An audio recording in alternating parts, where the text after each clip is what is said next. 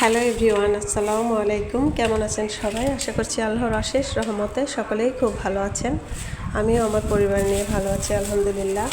দিলা লাইফস্টাইলে নতুন আরও একটি ব্লগ ভিডিও দেখার জন্য আমি দিলা আপনাদের জানাই প্রাণঢালা প্রীতি ও শুভেচ্ছা। তো যাই হোক, এই যে বেশ 2-3 দিন পরে আজকে একটা ভিডিও নিয়ে আসলাম। আসলে ভিডিও করতেই ইচ্ছা করে না এখন। তো যাই হোক, কী করতে হবে, কাজ একটা নিয়েছি, এটা তো শেষ করতে হবে বলুন। এই যে এখানে দেখছেন আজকে আবারও একটু বাজার। আসলে আজকের এই বাজারটা আমি আমার ছেলের সাথে নিজে গিয়ে করেছি। আমার বাড়ি থেকে আমার মেহমান আসবে, আর সেই মেহমানটা একদম আমার স্পেশাল। আসলে না বললেই নয়, আমার মা, বাবা মারা যাওয়ার পরে মা আসেনি আর আমার এখানে। তো এখনও আসতো না, হয়তো বাধ্য হয়ে আসছে আসলে ডাক্তার দেখাতে, তাই আর কি আগামীকাল আসবে আল্লাহর রহমতে। আসলে অবশ্যই আপনাদের সাথে শেয়ার করব। যাই হোক, এই যে দেখছেন এখানে কিছু বাজার, এই যে চিংড়ি মাছ, 2টা রোস্টের মুরগি আর একটা মুরগি এনেছি। এটা আমি আপাতত এনে রাখলাম, আর আপনাদের ভাইয়া আরও বাজার করবে, সেটাও অবশ্যই দেখাবো আপনাদের সাথে। মা আসবে আর আমার ছোটো চাচু আসবে। তো দোয়া করবেন তারা যেন সুন্দর মতো এসে পৌঁছাতে পারে। আগামীকালকে আসবে ইনশাল্লাহ। যাই হোক, এই যে আমি মাছগুলো বেছে নিচ্ছি। মাছগুলা বেছে নিয়ে মুরগিগুলা কেটে রেখে দেবো আর কি। তো মাছ বাছছি, এর মধ্যে আমার ছেলে এসে বলছে মেয়ে এসে বলছে আম্মু রোস্টটা রান্না করে দাও। তো তাই আর কি ওকে একটুখানি রান্না করে দিলাম, আর একটু মুরগির গোশত অল্প করে একটু রান্না করলাম। কেননা আমি মুরগির গোশতটা আজকে রান্না করার উদ্দেশ্যে আসলে আনা হয়নি, কেননা গত 2 দিন আগে খাওয়া হয়েছে আমাদের। তারপর আর কি ছোটো মেয়ে বলছে ওকে একটু রান্না করে দিব।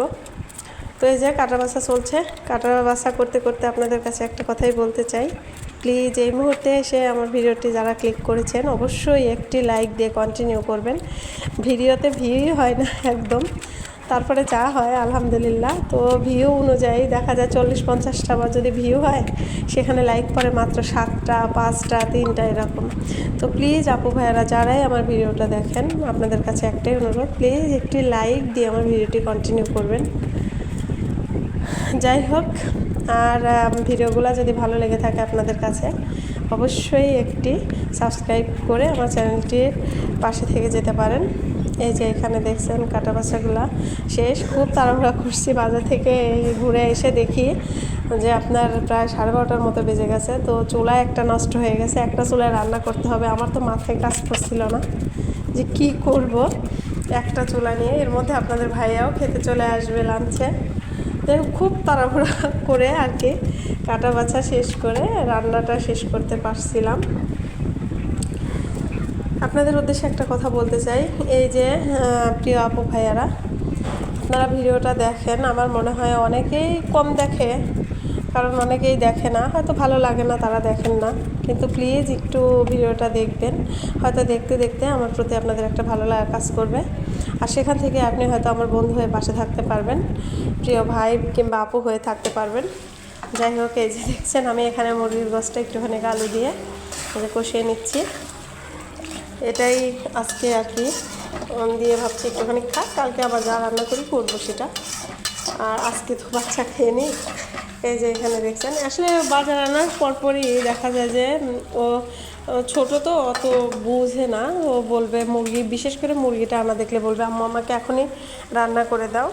ওর একটাই বল, আমাকে রোস্ট ভেজে দাও, আধো আধো কথা মাশাআল্লাহ।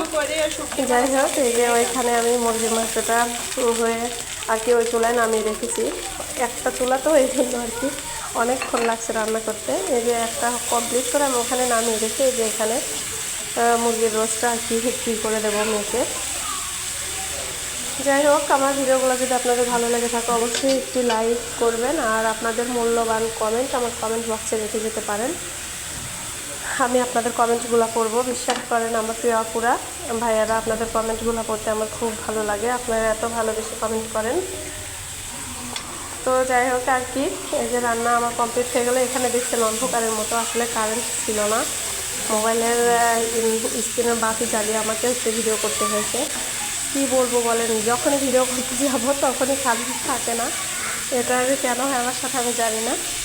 তো আজকে রান্না করতে করতে এখান থেকে আপনাদের কাছ থেকে বিদায় নেব, ভিডিওটা আর বেশি বড় করলাম না। সকলেই ভালো থাকবেন, সুস্থ থাকবেন বন্ধুরা। আমারও আমার পরিবারের জন্য দোয়া করবেন।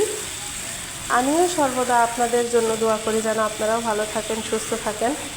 আর আমি একটু শারীরিক সমস্যার কারণে গত কিছুদিন ধরে আমার প্রিয় আপুদের সময় দিতে পারছি না। প্লিজ কেউ কিছু মনে করেন না, আমি অবশ্যই সময় করে আপনাদেরকে সময় দিব। তো আজকে আর নয়, আজকে এ পর্যন্তই। আসলে যে কথা বলতে পারছি না, আমার নিঃশ্বাস আটকে যাচ্ছে। সকলেই ভালো থাকবেন, সুস্থ থাকবেন। আল্লাহ হাফেজ।